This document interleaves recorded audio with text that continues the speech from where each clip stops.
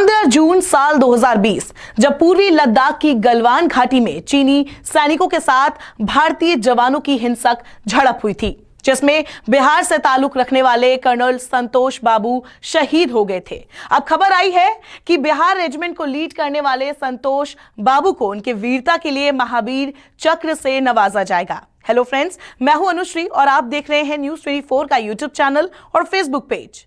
गणतंत्र दिवस पर हर साल वीरता पुरस्कारों का ऐलान किया जाता है और इस साल दूसरा सबसे बड़ा सैन्य सम्मान संतोष बाबू को मिल रहा है। तो चलिए आज की इस रिपोर्ट में जानते हैं कि उस रात गलवान घाटी में संतोष बाबू ने कैसे चीनी सैनिकों को सबक सिखाया था और वीरता से लड़ते हुए शहीद हुए थे।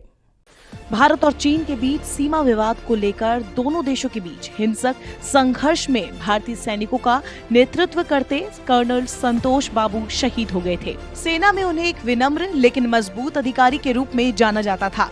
चीनी सैनिकों द्वारा पथराव से गंभीर रूप से घायल होने के बावजूद वो वहां से हटे नहीं, बल्कि उन्होंने टीम का नेतृत्व करते हुए जोरदार सामना किया। गलवान नदी के किनारे बना चीन का एक निगरानी पोस्ट भारत की सीमा में था, जिसे हटाने को लेकर चीन की सेना के साथ समझौता भी हो गया था।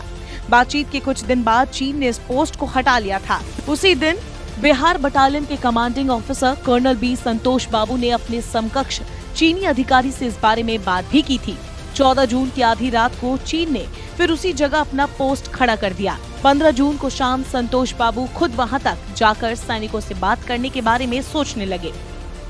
16 बिहार रेजिमेंट इस घटना को लेकर काफी गुस्सा था। युवा सैनिक चीनी सेना के इस कदम से नाराज थे। वे चीन के उस विवादित पोस्ट को उखाड़ फेंकना चाहते थे, लेकिन कर्नल का विचार दूसरा था। उन्होंने तय किया कि वे चीन के उस पोस्ट तक खुद जाएंगे। 15 जून को शाम 7 बजे कर्नल बाबू अफसरों और जवानों की 35 लोगों की एक टीम के साथ पैदल ही उस पोस्ट की ओर गए, जो चीनियों ने दोबारा बना डाला था। इसमें 2 मेजर भी शामिल थे। टीम का माहौल तनाव जैसा नहीं था, बल्कि ऐसा था कि जैसे वे कुछ पूछताछ करने जा रहे हों। जब भारत की ये टीम चीनी कैंप के पास पहुंची तो भारतीय सैनिकों ने सबसे पहले जो बात महसूस की वो ये थी कि चीन के सैनिकों का हाव भाव अलग था। वहां मौजूद चीनी जवान वो नहीं थे जिनकी ड्यूटी सामान्य तौर पर उस जगह पर हुआ करती थी।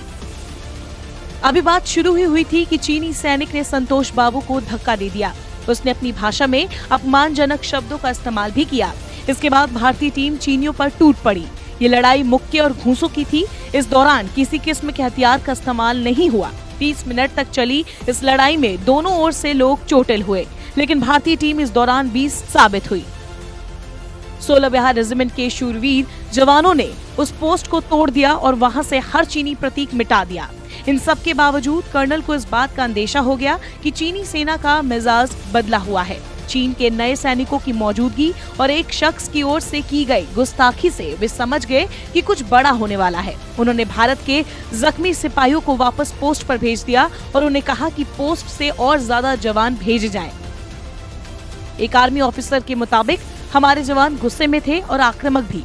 अंधेरा हो चुका था। कर्नल का अंदेशा सही था। चीन के नए सैनिक नदी के दोनों किनारों पर पोजीशन लेकर इंतजार कर रहे थे। इसके अलावा दाहिनी ओर भी एक रिज पर पोजीशन लेकर वो तैयार थे। जैसे ही भारतीय सैनिक वहां पहुंचे, उन पर बड़े बड़े पत्थर बरसने लगे। रात 9 बजे के करीब कर्नल बाबू के सिर से एक बड़ा पत्थर टकराया और वे गलवान नदी में गिर गए।